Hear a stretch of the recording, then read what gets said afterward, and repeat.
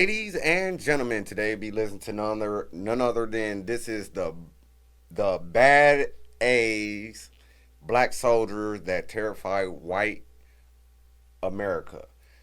This is from the Black Untold Stories. I think. Let me Black Stories Untold. I'm sorry, Black Stories Untold. This is the A's that black soldiers, the bad A black soldiers that terrify white America. I'm sorry, I'm getting uh confused and discombobulated for a minute. But we're gonna check this out, man. I seen this, I thought it was interesting, so I was like, why not share it with my audience to see what they think about it, and we're gonna go from there. You know what I'm saying? I always told y'all I'm gonna be trying new stuff, so just bear with me. Bear with me. But we're gonna check this out. Bad ass black soldiers that terrified white America. Let's rock, let's roll, let's get it. It's the American frontier, 1866. White America had just survived a civil war that nearly tore the nation apart. They thought they could control what came next, including 4 million newly freed black people. They were wrong. In July of that same year, something unprecedented happened. Congress authorized the creation of the first peacetime all-black army regiments, 6 regiments of armed, disciplined, federally backed black soldiers. But these weren't just any military units. They were about to become one of the most feared and respected fighting forces in American history. Men who would earn a name that struck terror into the hearts of races across the frontier. The Plains tribes called them Buffalo Soldiers. Warriors as fierce and unstoppable as the sacred buffalo. What happened next was so extraordinary that white officers would literally quit their commissions rather than command these men. These regiments were led by men like Charles Young and Henry Flipper. And they would accomplish something that had never been done before. See, there we go. Charles Young and Flipper, not too familiar with these people. That's why I'm doing this, because I'm not too familiar with the Buffalo Soldiers. You always gotta go back and see what history created for us in these times. You know what I'm saying? Because all we do is create. So we're gonna continue to listen and to learn what was going on in those times in 1866. Young and Henry Flipper. And they would accomplish something that had never been done before, forcing racist America to respect black military excellence. This is the story about soldiers who turned the uniform into a weapon of resistance. A story about black men who became America's first park rangers. In 1866, Congress creates the first peacetime all-black Army regiments, the 9th and 10th Cavalry, and the 24th and 25th Infantry. For black men fresh out of slavery, this was like hitting the lottery. Steady pay of $13 a month when most black folks were making pennies. 3 meals a day, a roof over your head, and something white America couldn't stand: respect that came with the uniform. Right. These weren't just jobs. They were paths to dignity in a country that had spent centuries denying black people basic humanity. The Army offered... And this is what's going on with the immigration today. That's what America is kind of built off of, is immigration. Immigrants come here, they build, so forth, so on. They get to stay, they might not get to stay. It was always like that. You know what I mean? Since the 1700s, since they started America, period. You know what I mean? Let's go, though. Structure, purpose, and most importantly, weapons, backed by federal authority. For the first time in American history. Oh, don't think it's, excuse me, I ain't gonna keep on pausing it, but don't think it's just black people, because it was the Irish, the Italians. They was all slaves, not slaves, but they was immigrants that came here that you might as well say they were slaves too, bro. They had to work for whatever they had to get, and they was getting paid pennies for it, bro. You know what I'm saying? And that was in the 1900s, early 1900s, 1910, 1920, somewhere up in there. Let's go. Men could walk tall, armed, and legally protected. But white America was not having it. Right. White officers literally quit rather than command black troops. Some took demotions just to avoid leading these regiments. George Armstrong Custer, yeah, that Custer, refused to command black soldiers even though it cost him a promotion. The Army responded by sending these black regiments to the absolute worst, most dangerous, most isolated posts they could find. The Wild West frontier, where survival wasn't guaranteed and backup was days away. Right. They got the worst equipment, leftover Civil War gear that was falling apart. Their horses were broken down, their saddles barely fit. Commanding officers wrote angry letters about how these men were being set up to fail with trash equipment. The message was clear: we'll give you this opportunity, but we'll make damn sure you fail at it. These soldiers had a choice.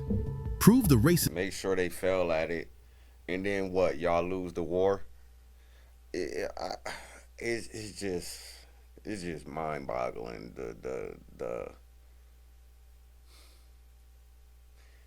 I can't even say the word, bro. Can't even say the word, but it's just ignorance, man. This right by failing, or do something that would shake white America to its core. By the way, if you're enjoying the content so far, it would mean the world to me if you were to hit that subscribe button down below. Y'all also, whoever likes these stories, go to Black Stories Untold. Subscribe to his channel. He's got lots and lots of good content over there. Continue to support him, support me as well. Let's go. Trying to spread these black stories to everyone, and I want each and every one of you to help out. Now, back to the video. Buffalo soldiers chose excellence as their weapon. Here's a stat that probably made racist heads explode. Buffalo soldiers had lower desertion rates than white troops, lower court-martial rates too. Despite being treated like dirt, they stayed disciplined and professional. They earned 18 Medals of Honor, the highest military honor in America, given to black men that society said weren't even fully human. They protected mail routes through hostile territory when everyone else said it was impossible. They built roads, escorted settlers, and fought off raiders. They did jobs that white regiments failed at or refused to do. Every victory, every mission completed, every life saved was a middle finger to everyone who said black men couldn't be real soldiers. Their excellence wasn't just professional, it was revolutionary. Proof is in the pudding, bro. I mean, ain't too much you can say on that. It is what it is, man. They try to set these people up for failure, and they couldn't because they was disciplined and they thrived off the discipline, man. Whatever they was told to do, they did it with excellence. Let's go, bro. Time they succeeded where others failed, they destroyed another piece of the racist mythology that justified their oppression. But their success started earning them something even more dangerous than respect. Native American tribes they fought against respected them so much, they gave them the name Buffalo Soldiers. In Plains Indian culture, the buffalo was sacred, powerful, nearly impossible to kill. That name was respect from warriors who knew courage when they saw it. Buffalo Soldiers became America's first park rangers at Yosemite, Sequoia, and what's now Kings Canyon National Park. They built trails, fought wildfires, stopped poachers, and protected the wilderness. They were stewarding America's natural treasures before the National Park Service even existed. Captain Charles Young became the first black superintendent of a national park. So competent that even racist America couldn't deny his abilities. They weren't just soldiers anymore. They were symbols. Proof that black excellence couldn't be contained, couldn't be hidden, couldn't be denied. But that's exactly what made them so dangerous to white supremacy. In 1906, Brownsville, Texas, black soldiers from the 25th Infantry are stationed at Fort Brown. The white townspeople hate having disciplined armed black men nearby. One night, shots are fired in town. One white man is killed, another wounded. Immediately, and I mean immediately, the white townspeople blamed the black soldiers. No investigation, no evidence, no trial. President Theodore Roosevelt, the same guy who supposedly believed in American values, dishonorably discharged 167 black soldiers overnight, without a trial, without evidence, Bad without situation, basic bro. justice. 167 men, some with 20 years of service, some with medals for bravery, all destroyed by presidential racism with the stroke of a pen. The message was crystal clear. It didn't matter how well you served, how bravely you fought, or how loyal you were. In racist America, you were still a black man first, and that made you guilty until proven innocent. If the system would betray even its most loyal servants, black communities had to find new ways to fight back. Enter Charles Young, a man so competent that racist America had to conspire to stop him. Young was only the third black graduate of West Point, and from day one, he was marked as dangerous, not because he was violent, but because he was brilliant. Young served with distinction everywhere they sent him. He was a natural leader, spoke multiple languages, and had a mind for strategy that impressed even his racist colleagues. He advocated for his black troops, fought for better conditions, and refused to bow down to white supremacist expectations. When black soldiers had a problem, they had an advocate. When the military tried to hide their achievements, Young made sure they got recognition. Young had them boys tight and right. You know what I'm saying? He had them, not had them. You know what I'm saying? He gave them more when they protest against the army. He was the one that talked. He was the one that gave it the right to be okay to be in the army and things of that nature, I guess. You know what I'm saying? Let's go. He represented something terrifying to white supremacy. A black man who couldn't be intimidated, couldn't be bought, and couldn't be ignored. But when World War I started, Young was about to cross a line that white America would never allow. Charles Young was in line to become the highest-ranking black officer in American history, potentially commanding white troops. And white America lost its absolute mind. They forced him into retirement under fake medical claims, said he had high blood pressure and couldn't serve. You know what Young did? He rode his horse 500 miles from Ohio to Washington, D.C. to prove he was physically fit. 500 miles on horseback at age 55, just to call out their obvious lie. This wasn't about his health.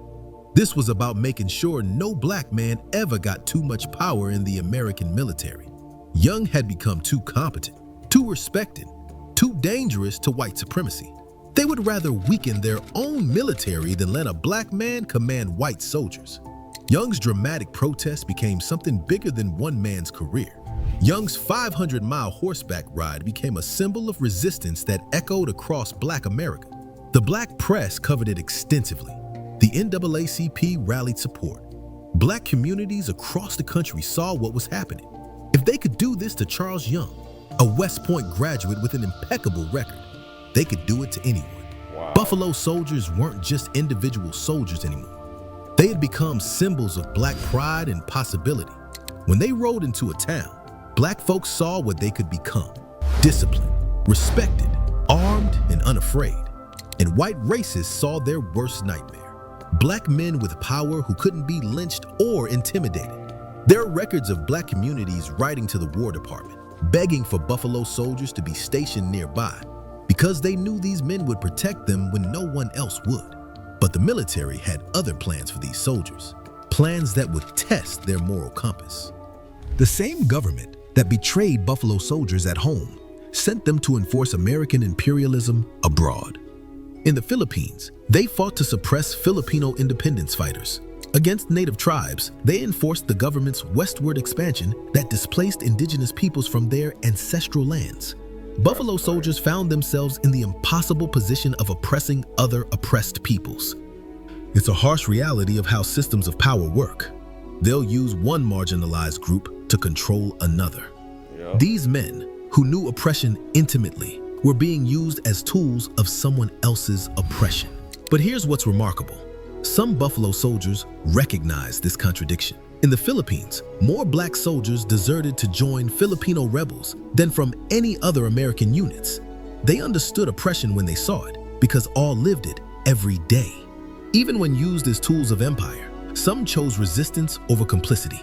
Despite the betrayals, the contradictions, and the systematic racism, Buffalo soldiers carved out space for black excellence inside a system designed to destroy them.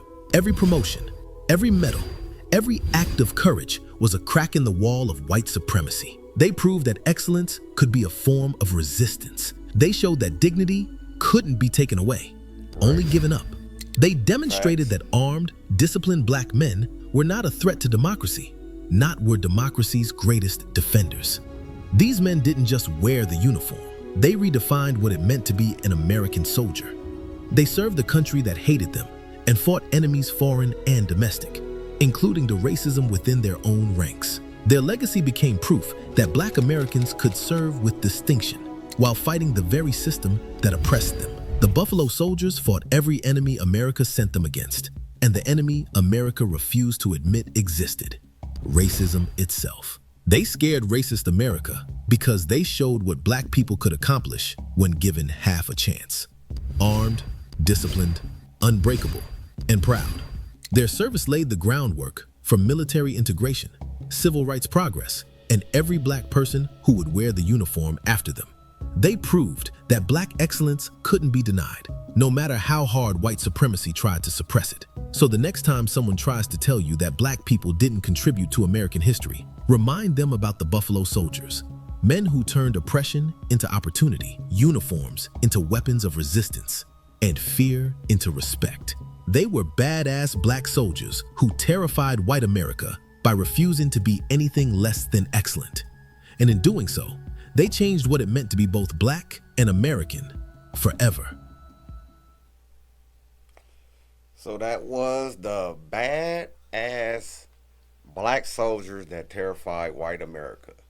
If you want me to do more of these, all you gotta do is hit the like button and tell me which one you want me to do. I'll probably be doing the seven, the one I just seen. What was it called?